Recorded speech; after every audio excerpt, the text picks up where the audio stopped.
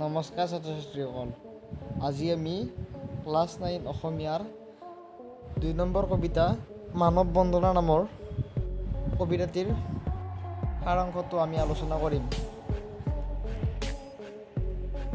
মানৱ বন্দনা কবিতাটিৰ সাৰাংশ তোমাৰ নিজৰ কথাৰে লিখা।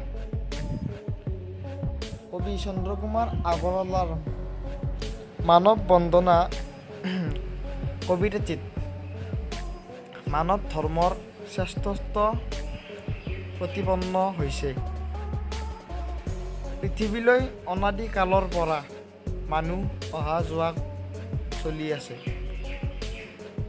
অন্তহীন মানৱ ভূতেৰে প্লাবিত এই পৃথিৱীক সেয়েহে মৰ্ত্য অৰ্থাৎ মৃত্যুলোক বোলা উচিত নহয়। মানৱ জনম মানুহৰ বাবে কাম কৰি অতিবাহিত কৰিবলৈ কবিয়ে আহ্বান জনাইছে। কাৰণ মানুহক মৰম কৰিব জানিলেহে প্ৰকৃত ধৰ্ম আচৰণ কৰা হয়। এই পৃথিৱীত আমি লোক সংগ আদি বিভিন্ন ৰূপত মানুহকে পাওঁ।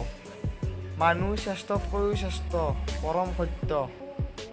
সেই শ্ৰেষ্ঠ মানুহৰ ব্যাসভূমি পৃথিৱী স্বৰ্গতকৈও শ্ৰেষ্ঠ। মানুহেই দেৱতা, মাখেই সেৱাৰ যোগ্য।